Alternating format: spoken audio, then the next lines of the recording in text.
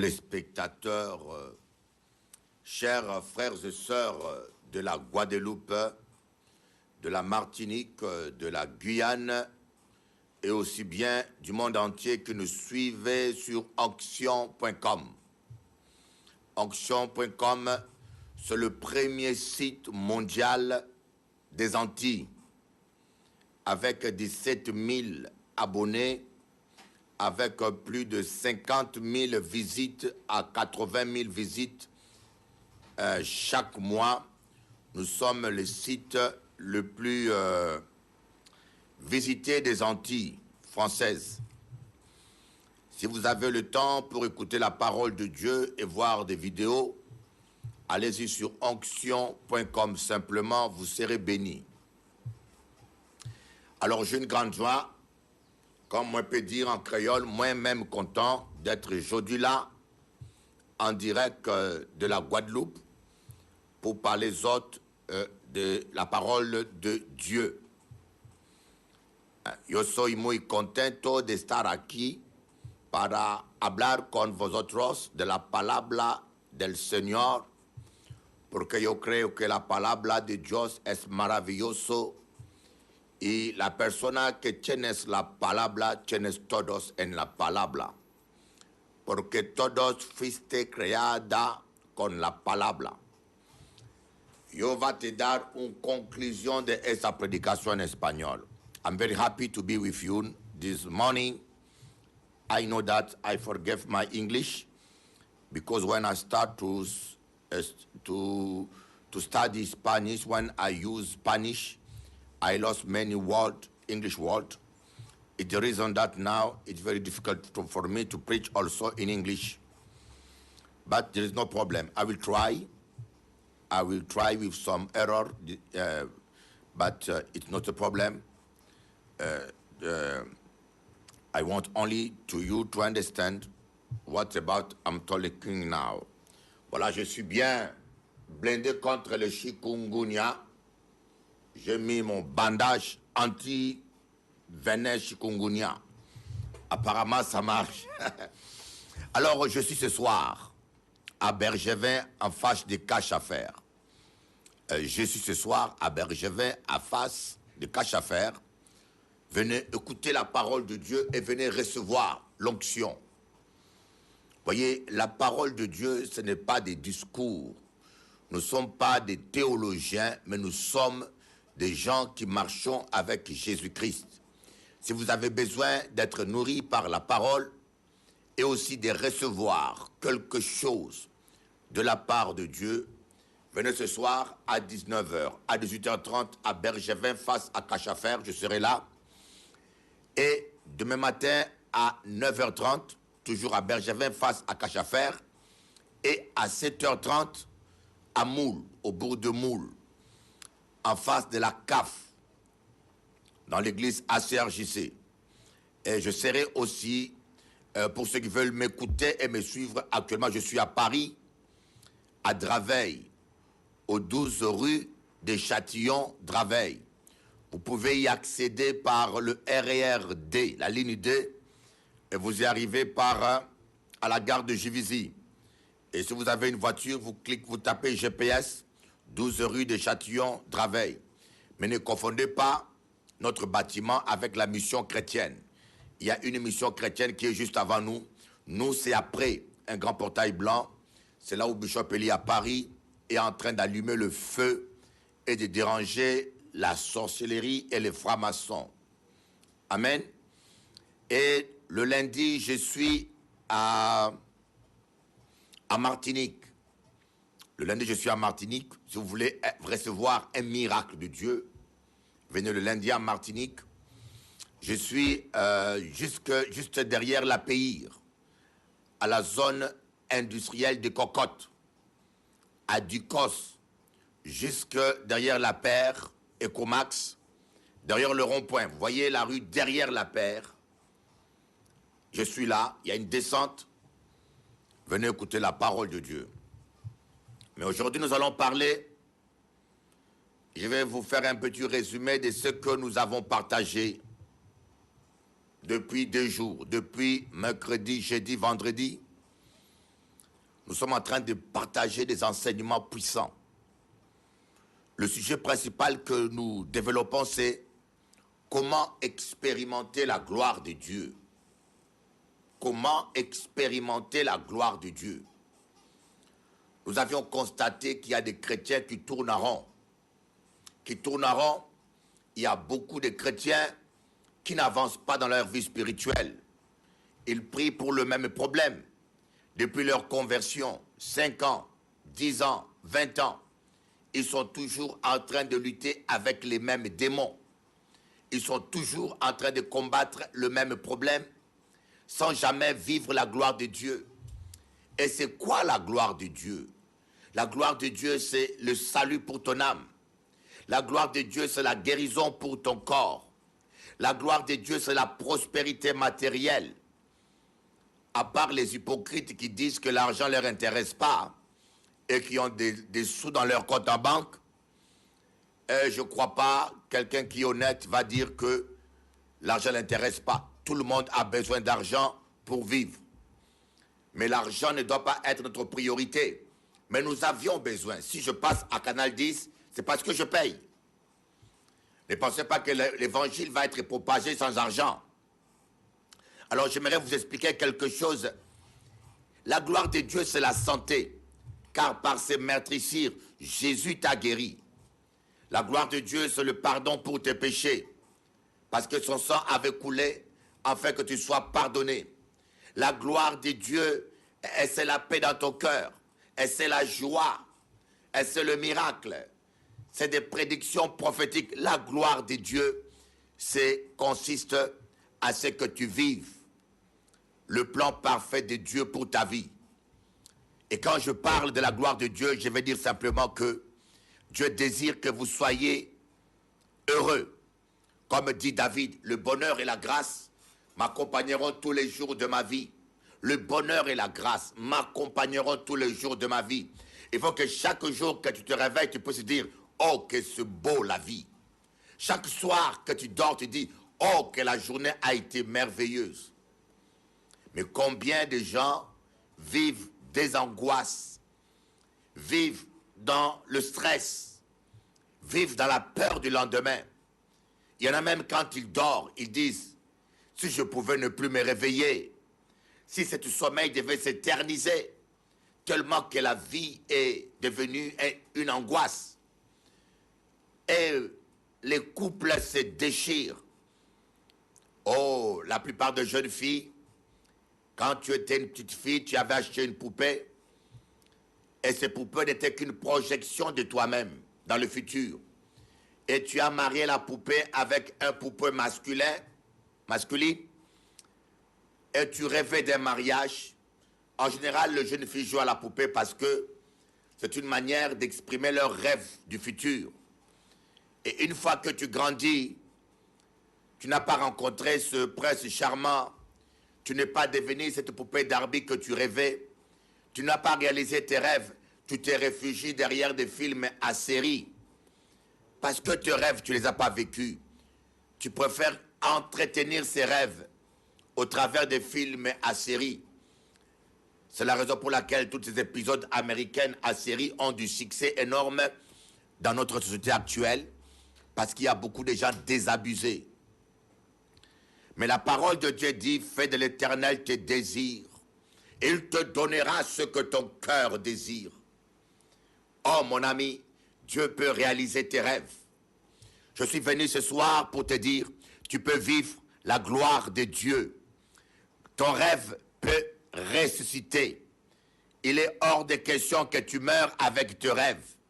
Il est hors de question que ta vie ne soit résumée qu'en un seul mot, pénitence. J'aimerais te dire que c'est possible si tu fais de Jésus-Christ le Seigneur et le Sauveur de ta vie, que tu puisses expérimenter tes rêves. Petit nanga yoka mateya oyo petit. Nako belela depuis Guadeloupe petit nangai. Tika kolela yika piko nanzambe esilite match esilite. Si tu mets ta foi en Jésus, si tu tienes fe en Cristo, si tú tienes la fe en la palabra del Señor, tú puedes realizar todos tus sueños. You can realize all your dreams if you believe in Jesus, because the word of God is true. Okoki ko vivre bandoto na yonyoso. Soki oche elika elikiana kolo Yesu. Alors, qu'est-ce qui nous empêche de vivre nos rêves? J'aimerais vous parler d'un sous-chapitre, la gloire de Dieu ou le péché roi. La gloire de Dieu ou le péché roi. Nous allons voir dans Genèse chapitre 14, le verset 17 au verset 18. Après qu'Abraham fut revenu, vainqueur des Ker d'Olaomer et des rois qui étaient avec lui, le roi de Sodome sortit à sa rencontre dans la vallée de Chavé, qui est la vallée du roi. Melchisedec, roi de Salem, fit apporter du pain et du vin. Il était sacrificateur du Dieu très haut. Vous voyez, la Bible dit après qu'Abraham fut revenu vainqueur. Écoutez un peu ce réma. Écoutez un peu ce réma. J'appelle ça réma, c'est parce que c'est quelque chose qui m'est venu de Dieu. Et des fois, nous ne comprenons pas. Vous savez, dans la Bible, un point virgule a une raison d'être. Un point a une raison d'être. Une exclamation a une raison d'être. Aucun iota des Écritures ne peut être ôté. Pourquoi la Bible dit après? Et quand la Bible dit après, ça signifie que il y a une explication. L'événement qui suit est justifié, est expliqué par l'événement précédent. Après que Abraham fut revenu vainqueur du roi de Kedorlaomer et des rois qui étaient avec lui. Vous voyez, après que Abraham ait vaincu les rois mondains, il y avait des rois qui étaient ligués contre Abraham. Abraham est allé lutter contre ce roi. Après qu'il les ait vaincus, alors là, Abraham a rencontré Melchisedec. Melchisedec, c'était l'apparition de Christ, qu'on appelle théophanie. Et Jésus-Christ, là, il n'était pas né d'une femme, mais il s'est manifesté temporairement, ponctuellement, dans la personne de Melchisedec, parce que Abraham devait donner sa dîme. Vous devez donner votre dîme. Là, il n'y avait pas encore la loi. Il n'y avait pas encore la loi. Il n'y avait pas encore Moïse. Mais Dieu, il est le même hier, aujourd'hui et éternellement. Il devait encaisser la dîme d'Abraham. Alors Dieu est apparu au travers de la personne de Melchisedec, qui était l'image de Christ. Oh, la gloire de Dieu s'est rencontrée Christ. C'est la première fois que Abraham rencontre la gloire de Dieu en face. À sa conversion, il avait parlé avec Dieu. Il entendait la voix de Dieu. Mais ce jour-là, c'était plus une voix. C'était la personne même de Dieu. Au travers de Melchisedec, qui est venu parler à Abraham. Mais c'était seulement après qu'il ait vaincu. Petit yo carrément yo petit nangai. Yo kao sosolape o kola. Otika buzoba zoba. C'est seulement après qu'Abraham ait vaincu le roi. Vous voyez, c'était pas avant Abraham prier. Abraham priait beaucoup. Il faisait beaucoup de sacrifices. Mais il entendait la voix. Mais le jour où il a vaincu le roi de ce monde, c'est ce jour-là il a vu la gloire de Dieu.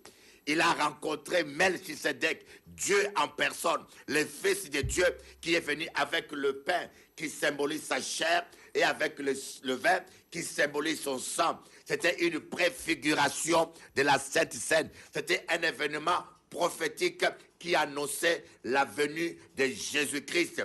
Voilà pourquoi Jésus a dit aux Juifs, lorsque Abraham a vu mon jour, il a tressailli de joie. Lorsque Abraham a vu mon jour, lorsque Abraham a vu Melchisedec, il a eu la révélation, il a compris qu'un jour, le Fils de Dieu allait venir avec le pain, son propre corps, avec le vin, son propre sang, pour racheter l'humanité. Il a tressailli de joie. Vous devez vaincre les rois de ce monde avant de vivre la gloire de Dieu. Vous pouvez prier matin, midi, soir. Vous pouvez prier matin, midi, soir, mes amis. Mais vous ne verrez pas la gloire de Dieu. Ce n'est pas la prière qui va vous faire entrer dans la gloire de Dieu. Et c'est grave encore. La Bible dit que la prière du méchant est horreur à l'Éternel. La prière du méchant est en horreur à l'Éternel. La Bible dit que la prière du méchant, lorsque quelqu'un détourne son oreille pour ne pas écouter la loi, sa prière même est une abomination. Abomination. Abomination. Sa prière même est une abomination.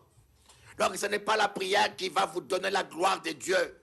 C'est la victoire sur le roi de ce monde.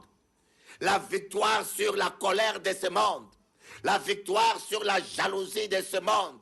La victoire sur la méchanceté de ce monde. La victoire sur les cancans et la médisance de ce monde.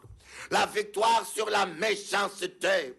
La victoire sur la rancune de ce monde. Ces rois de ce monde, qui sont les choses du monde, qui prennent la place dans notre cœur et qui viennent prendre la place de Dieu dans nos vies, vous devez les vaincre avant tout. Et après que vous les aurez vaincus, le Seigneur va se manifester à vous. Dans Jean, Jésus-Christ a dit, celui qui m'aime garde mes commandements. Et celui qui m'aime sera aimé de mon Père. Et moi et mon Père, nous nous manifesterons à lui. L'amour de Dieu consiste à garder ce commandement. Ce n'est pas par des veillées de prière, ce n'est pas par des sacrifices, ce n'est pas par des incantations, ce n'est pas par de l'hypocrisie ou par ta religiosité ou par ta veste. Non, ce n'est pas par la cravate. Non. Pour vivre la gloire de Dieu, mon ami, tu as besoin de vaincre le roi de ce monde. Oh, avant de vaincre le diable, va commencer par vaincre les rois de ce monde. Vous voyez, nous voulons vaincre le diable alors que nous sommes incapables de vaincre notre propre colère. Vous voyez, le diable a déjà été vaincu à la croix de Golgotha. Écoutez-moi bien, le diable a déjà été vaincu à la croix de Golgotha. Jésus l'a vaincu pour toi. Toi, tu dois vaincre simplement ta colère. Toi, tu dois vaincre la jalousie qui te rend méchante. Oh, toi, tu dois vaincre la médisance et la calomnie qui détruit, qui empêche à la gloire. Oh. Shabababababababa yotokoba sakamana yotokaraba shekababa yondo.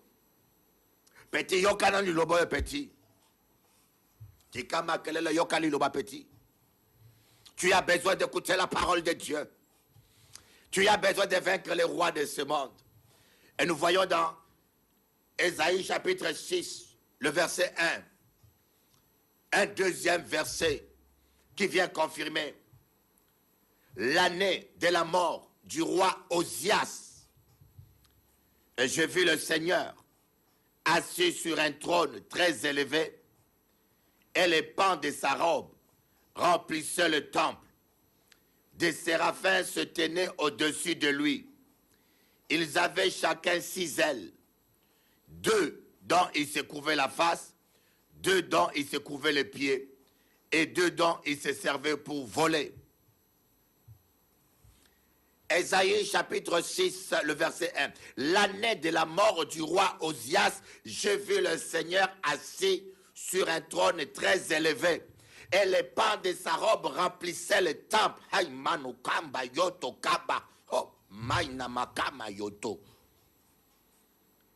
Il y a des fois les gens qui prient, me disent, Bishop Eli, ça fait des années que je prie. Moi qui prie en l'eau, mais pas rien qu'à passer. Moi pas comprendre rien, bon Dieu, que moi fait. Hay la gente que son en la oración y ora mucho, pero nunca algo se pasa. tienes mucho pregunta. You wait for something and nobody, God do nothing for your life. You have many questions without answer. Tu peux te dire, mais quel jour, papa, tu vas te glorifier? Quel jour, papa? Tu te poses la question, Seigneur, quel jour tu vas te manifester? Et Dieu te pose la question, quel jour tu vas tuer le roi Ozias? Il fallait que le roi Ozias meure. Il fallait que le roi Ozias meure. Que le péché Ozias, que ton péché Ozias meure. Pour que Dieu manifeste sa gloire à Ésaïe. Vous voyez, il y a des rois qui plaignent, il y a des péchés qui prennent la place de Dieu dans nos cœurs. Ésaïe était prophète. Des années et des années. Il priait, il voulait servir Dieu. Mais il ne voyait pas la gloire de Dieu. Tant que le roi Ozias était là, Ésaïe ne pouvait pas voir la gloire de Dieu. Mais un jour, l'année où le roi Ozias est mort, oh my God, le trône est resté vide. Et le roi de gloire s'est manifesté. Nous avons des péchés qui empêchent à Dieu de régner dans nos vies. Nous avons des coutumes, nous avons des caractères, nous avons des habitudes, nous avons des comportements qui empêchent à Dieu de se manifester. Et nous prions, nous pensons que parce que nous prions beaucoup, Dieu va faire quelque chose. Et nous disons, Seigneur, nous voulons vivre le réveil. On dit, Seigneur, remplis-moi, remplis-moi. Mais est-ce qu'on a besoin de prier nuit et jour afin que Dieu puisse nous remplir? Oh my God, commencez par tuer votre péché Ozias. Commencez par combattre votre péché. Avant de vouloir changer l'église, commence d'abord à changer ton caractère. Avant de vouloir changer la Guadeloupe, commence d'abord à changer ton cœur. Au lieu de vouloir changer le monde, nous devons d'abord changer nos cœurs. Et quand nos cœurs seront changés et que nous serons remplis du Saint-Esprit comme les apôtres au jour de la Pentecôte, nous pourrons remplir Jérusalem de la parole de Dieu. Et le monde verra la gloire de Dieu. Le monde verra les paralytiques qui marchaient. Oh my God. Le vrai problème, c'est que nous avons inversé les choses. Nous pensons que c'est un apôtre. En plus, certains faux apôtres et prophètes profitent de l'ignorance des chrétiens pour les abrutir encore plus. Il y en a qui disent, si moi je t'impose le main, tu verras. C'est un mensonge. Ton premier ennemi, c'est toi-même. Ce n'est pas le diable. Ce n'est pas Dieu, ce n'est pas ton voisin. C'est toi-même. Même si tes frères te trahissent comme ils ont trahi Joseph. Malgré tout, Joseph est devenu prince. Même si tes parents te méprisent et te cachent, comme ils ont caché David. Ils ont stocké David avec le mouton et les frères de David. Ils étaient les invités à la table de Samuel. Même si les hommes te cachent, même si les hommes t'étouffent, ils étouffent ton appel et ton don. Mais ton premier ennemi, ce n'est pas les hommes. Toute arme est forgée contre toi, tout comportement, toute attitude, toute rumeur, toute action contre ta destinée est sans effet. Ton premier ennemi, c'est toi-même, ton propre péché. Ils ont caché David, mais cela n'a pas empêché à Dieu à dire à Samuel, il y en a un qui n'est pas là. Samuel va dire à Isaïe, mais il n'y a pas un fils qui manque. Isaïe était obligé de faire amener David qu'il cachait, qu'il sous-estimait. Ne vous inquiétez pas si les gens vous sous-estiment. Ne vous en plaignez pas si les gens essayent de vous écraser. Si c'est Dieu qui vous élève, qui est capable de vous cacher, qui est capable de vous écraser, c'est impossible. Les ténèbres ne peuvent pas cacher la lumière. Voyez, partout il y a le ténèbre. Quand on allume la lumière est toujours vainqueur.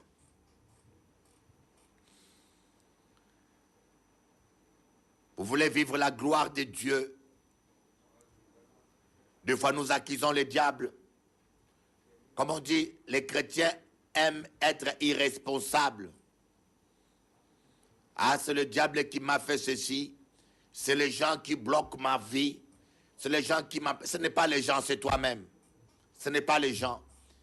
Satan ne peut pas être aussi fort. Les démons, les sorciers ne peuvent pas empêcher à Dieu de faire ce qu'il veut faire dans ta vie. Nous allons voir ici 3 personnes qui ont raté leur destinée. 3 personnes qui n'ont pas vécu la gloire de Dieu à cause de leur désobéissance. On commence par Moïse. Dans Deutéronome chapitre 34, je vais lire à partir du verset 1. Moïse monta des plaines de Moab sur le mont Nebo,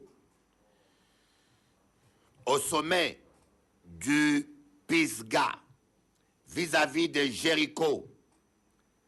Et l'Éternel lui fit voir tout le pays, Galade jusqu'à Dan, tout Nephtali, le pays d'Éphraïm et de Manassé, tout le pays de Juda jusqu'à la mer occidentale, le Midi, les environs du Jourdain, la ville de Jéricho, la ville des palmiers jusqu'à Tsoar.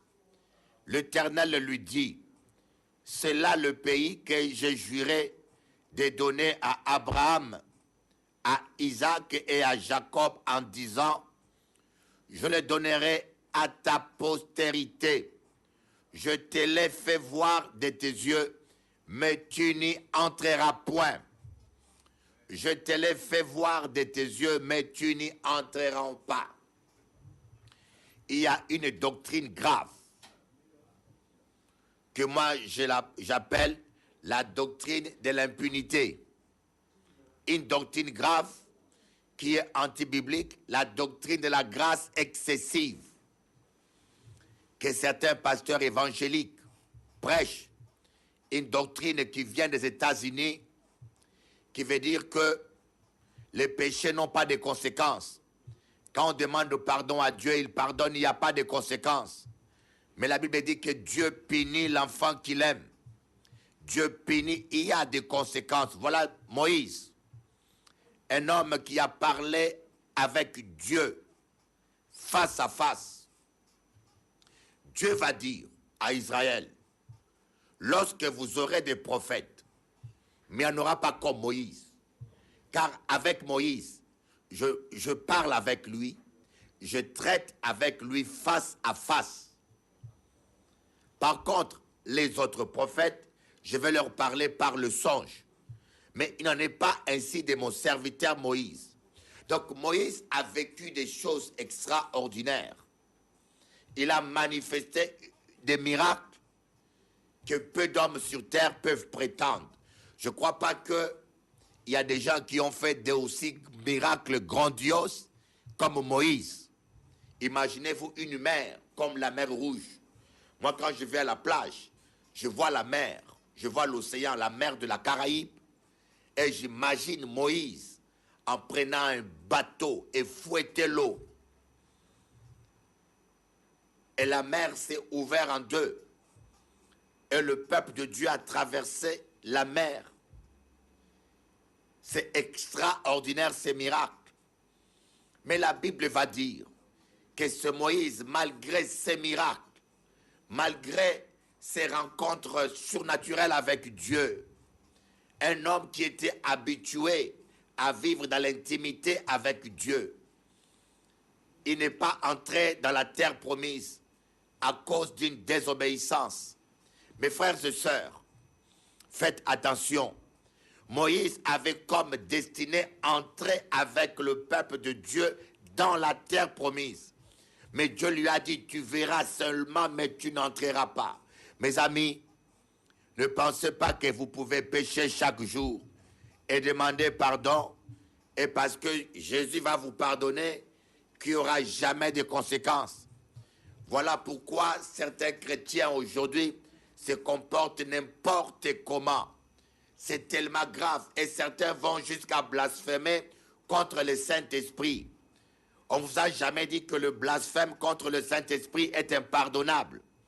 Mes amis, faites attention, craignez Dieu. Si vous voulez vivre heureux, atteindre votre destinée, ne pas saluer votre rêve de loin, ne pas aller dans votre cercueil avec vos rêves, mais vivre la gloire de Dieu de votre vivant, expérimenter l'accomplissement des prophéties de Dieu pour votre vie, durant votre vie. Si vous voulez expérimenter ce verset qui dit « Fais de l'Éternel tes délices, il te donnera ce que ton cœur désire. » Craignez Dieu, craignez Dieu, craignez Dieu et optez pour la sainteté. Nous allons voir une deuxième personne qui n'a pas vécu sa destinée à cause toujours du péché. Dans 1 Samuel chapitre 2 verset 30. C'est pourquoi voici ce que dit l'Éternel, le Dieu d'Israël. J'avais déclaré que ta maison et la maison de ton père marcheraient devant moi à perpétuité. Et maintenant, dit l'Éternel, loin de moi, car j'honorerai celui qui m'honore, mais ceux qui me méprisent seront méprisés. Yo ki yanke na makambu na kolo tikakate buzoba zoba biloba loba okoki komona mipende ya mwasi te sans cause à la tranquille osio piqué crise d'épilepsie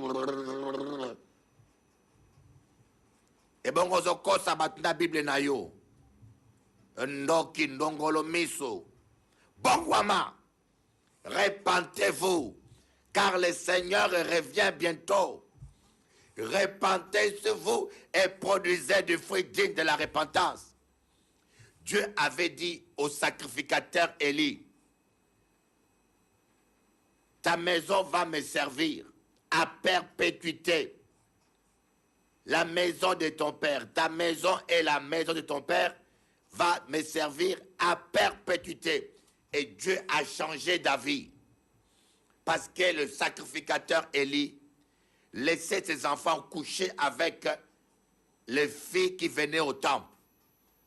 Mon ami, il y a tellement de femmes dans le monde, mal habillées, déshabillées, impudiques. Il y a tellement de femmes en chaleur dans le monde qui cherchent des hommes. Mais toi, le diable t'utilise pour venir seulement dans l'église, venir faire tomber les filles du Seigneur. C'est grave. Et le sacrificateur Élie tolérait cela. Il reprochait ses enfants. Il reprochait ses enfants leur conduite. Mais il ne faisait pas ce qu'il devait faire. Il ne les sanctionnait pas. C'est ce qui arrive à beaucoup de pasteurs. Parce que vous tolérez le péché dans l'église, Dieu va vous frapper. Vous allez perdre votre ministère. Vous risquez de ne plus vivre les promesses que Dieu a faites pour votre ministère parce que vous tolérez le péché, parce que telle personne fait des gros chèques, parce que telle personne te soutient et tu te laisses aveugler par le présent, tu tolères l'intolérable. Oh mon ami, ne te laisse pas acheter. Sois strict à l'égard du péché. Sois strict et combattant le péché, car le péché risque de t'empêcher de vivre ta destinée. L'Éternel honore celui qui l'honore. Voilà comment notre ami, le sacrificateur Élie, n'a pas vécu la gloire de Dieu. Et durant le combat avec les Philistins des païens ont capturé l'arche. Et quand on est venu dire au sacrificateur Élie, tes deux enfants, ces pécheurs-là, ils sont tous les deux morts le même jour. Et en plus, l'arche, la gloire de Dieu, a été capturée par des païens. Des fois, je me dis, mais comment il y a des chrétiens qui meurent? Un sorcier fait la magie sur un chrétien et le chrétien tombe dans la magie. Un sorcier fait l'envoûtement sur un chrétien et le chrétien se fait avoir. Des sorciers, des marabouts arrivent à vaincre certains chrétiens. Et parce qu'ils méprisent la gloire de Dieu. La gloire de Dieu entre les mains des païens. Mes amis, aujourd'hui, des fois, nous voyons certains païens sont plus heureux. Une chrétienne m'a dit, Bishop, je ne comprends pas. Dans ma famille, Les gens qui ne craignent pas Dieu sont plus heureux que moi. Mais parce que nous ne craignons pas Dieu et nous ne vivons pas la gloire de Dieu. Parce qu'il y a des péchés rois qui dominent en nous. Des péchés rois qui ne sont pas tués. Des péchés rois osias qui ne sont pas morts. Et la gloire de Dieu ne se manifeste pas. Nos églises sont devenues mortes. Il n'y a que des cantiques et des cantiques. Oh my God. J'étais allé prier pour une chrétienne à Paris. Cette chrétienne allait dans une église. Une brésilienne. Elle allait dans une église. Mais elle était envoûtée. On ne la délivrait pas. Et je commençais à prier pour elle devant ses enfants, devant son mari. C'était un combat terrible. Je dû la tenir. On l'a tenue à 4 pour chasser les démons. Mais cette femme allait tout le temps dans une église évangélique. Oh, la présence de Dieu n'y est plus. L'arche n'y est plus. L'arche n'y est plus. Parce que vous tolérez que les fils du sacrificateur Élie, que certains chrétiens viennent à l'église, vivent dans la débauche et commettent fornication sur fornication. Dans 1 Samuel, le chapitre 13, je commence au verset 13. Saül aussi n'a pas vécu sa destinée à cause de la désobéissance. 1 Samuel, chapitre 13, verset 8. Il attendait 7 jours, selon les termes fixés par Samuel. Mais Samuel n'arrivait pas à Gilgal. Et le peuple s'est dispersé loin de Saül. Alors Saül dit, amenez-moi l'holocauste et le sacrifice d'action de grâce. Et il offrit l'holocauste. Comme il achevait d'offrir l'holocauste, voici Samuel arriva et Saül sortit au-devant de lui pour le saluer. Samuel dit, qu'as-tu fait, Saül? Répondit, j'ai vu que le peuple s'est dispersé loin de moi et que tu n'arrivais pas au temps fixé et que les Philistins étaient assemblés à Michmash. Je me suis dit, les Philistins vont descendre contre moi à Gilgal et je n'ai pas imploré l'Éternel. C'est alors que je me suis fait violence et que j'ai offert l'Holocauste. Ezali ponango na mi tie pasteur. Ezali ponango na mi nommé apôtre. Na mi komesi prophète pour former l'ouaneza kotambo la malamu. Il s'est autoproclamé sacrificateur. Il s'est autoproclamé apôtre. Voyez, Samuel dit à Saül, tu as agi en insensé. Tu n'as pas observé le commandement de l'Éternel, ton Dieu, t'avait donné. L'Éternel aurait affermi pour toujours ton règne sur Israël. Et maintenant, ton règne ne durera point.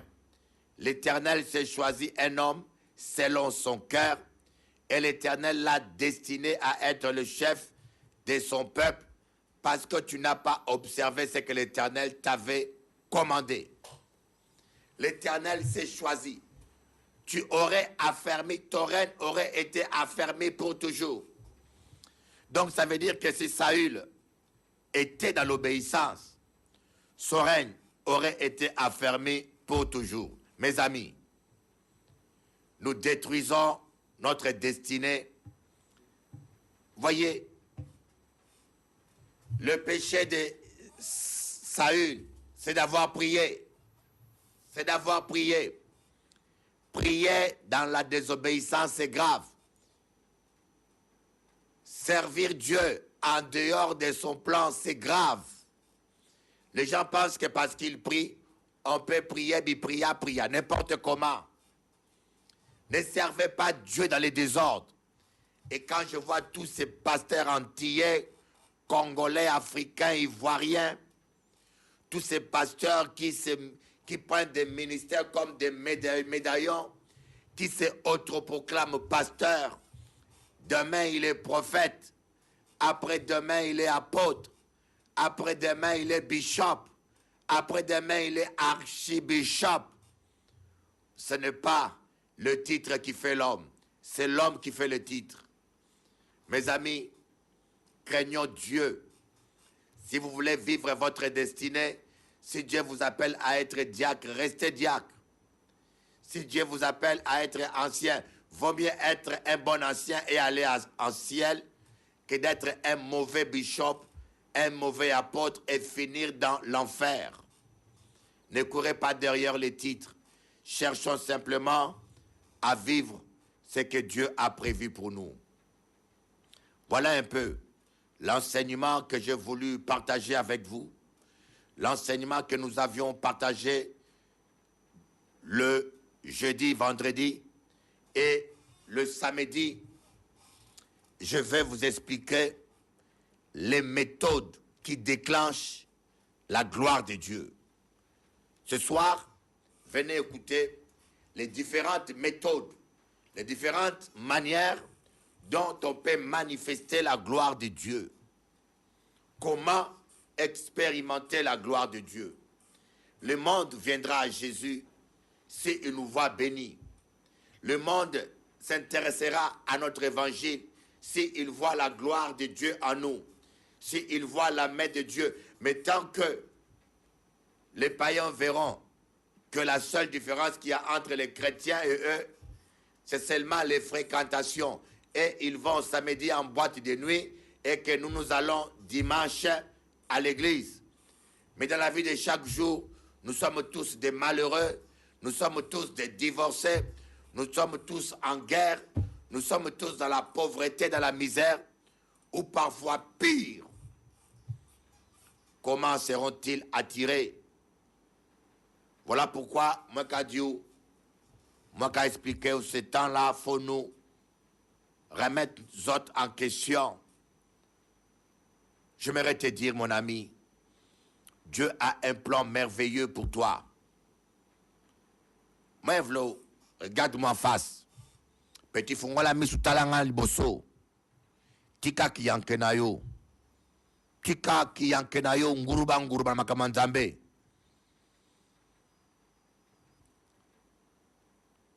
Enlève tes sandales. L'apôtre Paul, il avait une mauvaise vision du ministère. Il avait une mauvaise vision de la manière de servir Dieu. Lorsqu'il était sur le chemin de Damas, son Dieu, qui était la mauvaise vision, était mort. Il avait perdu la vie avant qu'il voie la gloire de Dieu. Son Osias, qui était sa mauvaise vision, son mauvais zèle, qui le poussait à persécuter les chrétiens, devait mourir.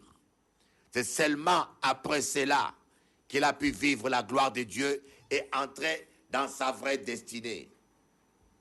Oh my God, exactement la même chose. Jacob, il avait une manière de mal marcher. Il voulait vivre la gloire de Dieu avec la magouille. Petit kiyanke na makamwanzambe tambulakate. Avec la magouille, des coups d'état, manipulation. Il a volé les droits d'aînesse. Il manipulait même Laban. C'était un grand menteur. Mais quand il a voulu vivre la gloire de Dieu, Dieu lui a dit, ton Dieu, qui s'appelle manipulation, il doit mourir. Je vais te frapper à l'articulation de la hanche, afin que ton roi Osias meure. Et quand on l'a frappé à l'articulation de la hanche, Dieu l'a béni. Dieu a changé son nom, Jacob, qui voulait dire voleur, en Israël, vainqueur. Mes amis, le roi Osias doit mourir dans ta vie. Ton péché chéri doit mourir. D'autres, c'est l'impudicité. Ils ne peuvent pas voir une belle femme sans entrer en transe. Tu te fais appeler frère en Christ. Lorsque tu vois une belle femme, tu ne peux ne pas le déshabiller avec tes yeux. Tu as des yeux infrarouges qui peuvent même voir en dessous des jupes. Je ne sais pas comment tu fais, mais tu sais tout voir. Il faut que ces yeux-là soient crucifiés. Il faut que le roi Osias meure. Au lieu de passer le temps à faire des sacrifices, à prier, à veiller, à bombarder l'enfer, à tirer sur le diable, à envoyer des missiles contre les démons. C'est un faux combat. Le vrai combat, combat ton propre péché. Voyez, lorsqu'Ésaïe a vu la gloire de Dieu, Dieu lui a révélé ses propres péchés. Dieu lui a révélé le péché d'un autre. Le problème vient, des gens prétendent avoir rencontré Jésus, mais ils passent le temps à parler toujours des péchés des autres, du mal des autres. Ce n'est pas ça l'appel de Dieu. Commence par voir tes propres péchés. Lorsqu'Ésaïe a vu la gloire de Dieu, il a dit, « Malheur à moi, un homme aux lèvres impures, et mes yeux ont vu le roi. » Un séraphin va prendre le feu et va purifier sa langue. Dieu veut purifier ta langue. Change ton langage. Change ta manière de penser. Change ta mentalité. Arrête de médire. Arrête de critiquer les autres. Commence à critiquer ta propre vie. Commence à examiner ta propre vie. Ne soyez pas en compétition avec les autres. Soyez en compétition avec vous-même. Il faut qu'aujourd'hui, vous soyez mieux qu'hier. Il faut que demain, vous soyez mieux qu'aujourd'hui. Avancez de gloire en gloire et de victoire en victoire. Oh Timothée, il faut que tes progrès soient évidents. Oh Timothée, il faut que tes progrès soient évidents pour tout le monde. Compare-toi à toi-même. Ne te comparez pas aux autres. C'est possible que tu vives la gloire de Dieu. C'est possible que tu expérimentes la gloire de Dieu. Voilà ce que je voulais partager avec vous. Si vous croyez la parole de Dieu, j'aimerais vous dire, aucun homme ne peut changer votre vie. Aucun pasteur ne peut vous donner ce que Dieu peut vous donner. Ne courez pas derrière les hommes, courez derrière l'Éternel. Et Dieu se trouve dans sa parole. Tuez les rois du monde. Tuez les passions de ce monde. Tuez les tendances de la chair et vous verrez la gloire de Dieu. Ce soir, à 18h30, je suis à Bergevin, en face des caches à faire. Oh, hier c'était puissant. Hier, je vous dis, c'était puissant. Venez voir la gloire de Dieu. Déplacez-vous, venez, je vous attends. Et demain matin aussi, vous allez vivre la gloire de Dieu. Lundi, à Dikos face à cache à faire. Et mardi aussi à Dikos, derrière la paire, zone industrielle de Cocotte, église Nouvelle-Jérusalem à CRJC. Et demain, vous aurez aussi l'apôtre Joël Kamba, Mwanamuluba Chipelepele. Joël Kamba, demain, un apôtre extrêmement puissant. Demain à 10h, au 12 rue des Châtillons, à Draveil. Appelez, si vous n'avez pas de voiture, prenez le RER, la ligne D et descendez à Juvisy. Prenez la sortie Seine. Et si vous avez un problème, appelez mon portable 0660 75 79 10. 0660 75 79 10. Et allez-y, vous serez bénis. Que le Dieu de paix vous bénisse. Rendez-vous sur onction.com, la télévision, le site le plus puissant des Antilles. Et je vous dis sans exagérer, c'est le site le plus puissant. Ma page Facebook a plus de 100 200 fans. Dans toute la francophonie, il n'y a aucun ministère qui a autant de fans. Dans toute la francophonie, il n'y a aucun ministère qui a un tel impact. C'est à la gloire de Dieu. C'est pour la gloire de Dieu. Dieu me bénit parce que je suis humble. 100 000, 200, 102 000, voilà, fans. Onction.com, plus de 17 000 abonnés. 24 heures sur 24, nous sommes en train de prier. Je vous aime. Que Dieu vous bénisse tous. Que Dieu bénisse tous les pasteurs. Salut Pasteur Johnson. Salut tous les pasteurs qui sont ici en Guadeloupe et qui marchent dans la crainte de l'Éternel. À bientôt. Moi, aimé.